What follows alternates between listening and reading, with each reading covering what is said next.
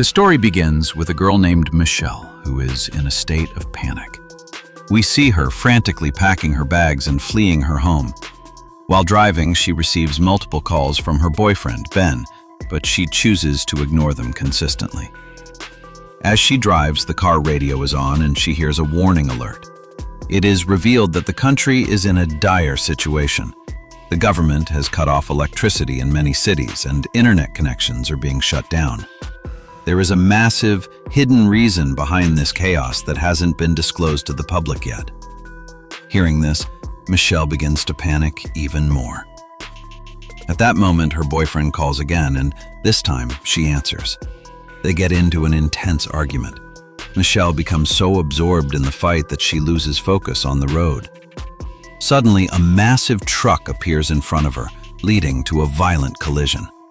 The accident is horrific, causing the car to crash and Michelle to lose consciousness. When the scene cuts back, Michelle regains consciousness to find herself in a strange room. It doesn't look like a hospital. Instead, it resembles a cold basement. She notices she is being treated for her injuries, but to her horror, her leg is chained to a heavy pipe. She immediately realizes she is in grave danger and fears she has been kidnapped. However, a wave of confusion hits her when she notices her mobile phone is lying right next to her. She thinks, if someone kidnapped me, why would they leave me with my phone? She quickly tries to use it, only to find there is no signal at all. In her rising anxiety, she hears the sound of someone approaching. Terrified, she hides under a blanket. A middle-aged man enters the small room. At first glance, he doesn't look like a typical kidnapper, but Michelle is terrified. She raises her hands, begging for her life. When the man ignores her pleas, she turns to threats, saying, "Let me go, or my family and the police will find me." The man remains unfazed by her threats. Michelle asks him directly, "What do you want? Are you going to kill me?" The man calmly replies, "I just want to save you." He leaves and returns shortly after with a pair of crutches and a key, telling her she will need them. Michelle notices her knee was badly injured in the crash and is now in a cast. Once the man leaves, Michelle uses the keys to free herself from the chains. She takes one of the crutches and uses a small knife she found to sharpen the end into a makeshift spear. She waits for the man to return, but when he doesn't show up for a long time, she crafts a new plan to lure him in.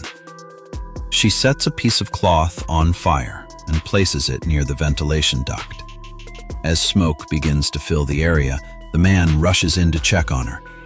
Michelle immediately attacks him from behind, but before she can overpower him, the man skillfully maneuvers her into a hold and injects her with a sedative, knocking her unconscious. When Michelle wakes up again, the man is sitting in front of her. He introduces himself as Howard. He warns her, "Don't repeat the mistakes you made today." Michelle begs him again to let her go. Howard refuses, explaining the chilling reality. "I can't let you go because the world outside is no longer safe. The air is unbreathable. We are under attack. I don't know the nature of the attack, but I know you are safe inside this bunker I built." When Michelle asks how she got there, Howard explains that he was driving nearby when her car crashed, and seeing her injured, he brought her to the bunker for safety. During their conversation, Michelle hears strange noises coming from another room. She asks who else is there. Howard leaves to check, but this time, he forgets to lock the door. Seeing her chance, Michelle gets up to investigate and finds a young man. While exploring the bunker, Michelle encounters a young man named Emmett. She notices he has an injury on his arm and suspiciously asks, "I helped Howard build this bunker." During their conversation, Howard joins them and begins giving Michelle a full tour of the facility. She notices the bunker is incredibly well stocked, filled with enough food, water, books, and supplies to last for years.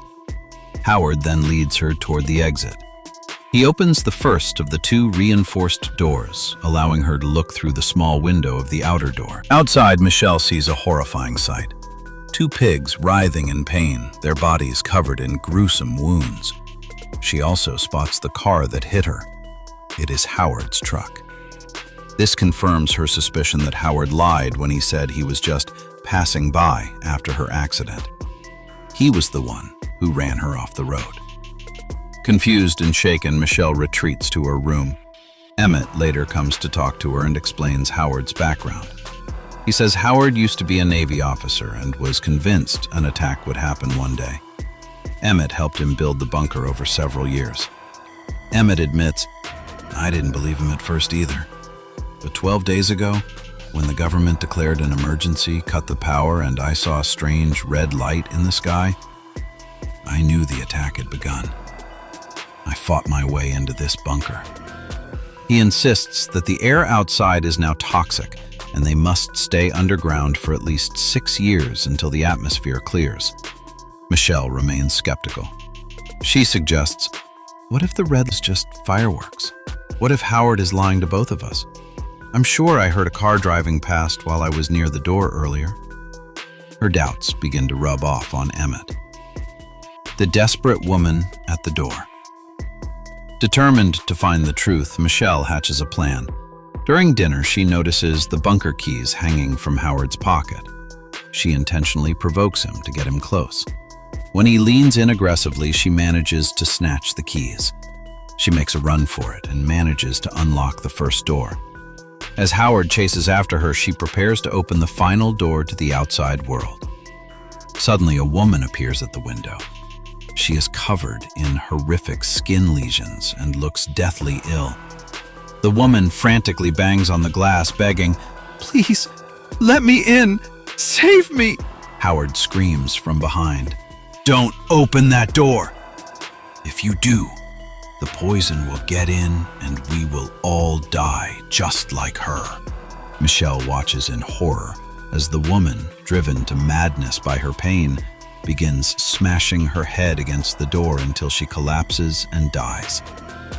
Seeing this, Michelle finally realizes that Howard was telling the truth about the air. Fragile peace. Following the incident, the three of them begin to live like a strange sort of family.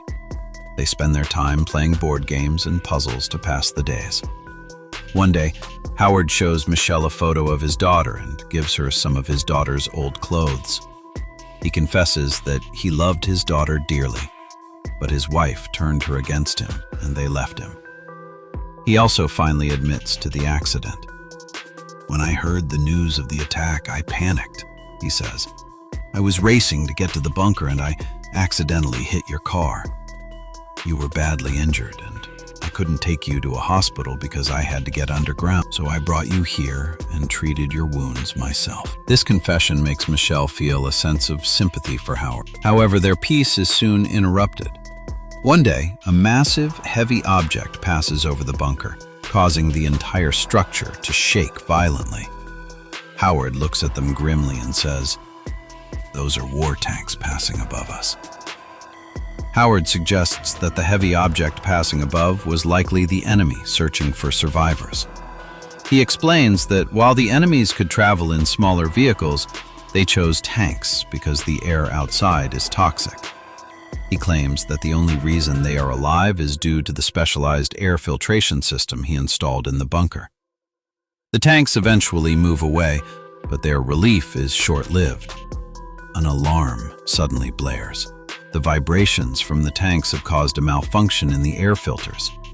Because Michelle is small and slender, Howard asks her to crawl through the narrow air vents to repair the broken pipes. While inside the vents, Michelle makes a shocking discovery. She finds a small room with a ladder leading to a locked skylight, an alternate escape route. Scratched onto the inside of the vent, she sees the word "help" carved into the metal. She also finds a bloody earring and a torn-off fingernail, as if someone had been desperately trying to claw their way out. Michelle completes the repairs and returns to the main area. At the first opportunity, she pulls Emmett aside and tells him what she found. She shows him a picture of the girl Howard claimed was his daughter. Emmett turns pale and says, "That's not his daughter. I know her. She was a classmate of my sister. She went missing 2 years ago." Now certain that Howard is a dangerous predator who kidnapped that girl, Michelle and Emmett realize they must escape. They decide to build their own biohazard suits using plastic shower curtains, bottles, and tape to protect themselves from the potentially toxic air outside. However, Howard grows suspicious. He leads them to a cabin containing a large vat of perchloric acid. He demonstrates how powerful it is by dropping a piece of metal inside, watching it dissolve instantly. He warns them that anyone who crosses him will disappear into that vat, leaving no trace behind. Realizing Howard has caught on to their plan, Emmett bravely takes the blame to protect Michelle. He claims he was building a weapon because he felt Michelle didn't respect him. Without a second thought, Howard pulls out a gun and shoots Emmett in the head, killing him instantly. Michelle is paralyzed with fear but continues to work on her suit in secret. One day, Howard catches her with the hidden materials. Before he can react, Michelle kicks over the vat of acid, causing it to spill and start a fire. As the bunker begins to fill with toxic fumes and flames, she flees toward the air vents. Howard, screaming in rage, chases her, but he slips on the spilled acid. The chemicals severely burn him, and he is caught in the growing fire. Michelle scrambles into the vents and climbs the ladder she found earlier. She uses a tool to break the lock on the skylight, puts on her makeshift suit and mask, and finally climbs out into the world. As Michelle stands on the surface, she looks up and sees birds flying in the sky. She realizes that if the air were truly toxic, the birds would be dead. Howard had lied to her. The air was breathable. She pulls off her mask and takes her first breath of fresh air in weeks, feeling a momentary sense of relief. The air is fresh and crisp. Michelle realizes she has no trouble breathing at all. She spots her car in the distance and decides to get in and flee immediately. However, just as she feels a sense of relief, she notices something strange descending from the sky. It is an alien spacecraft.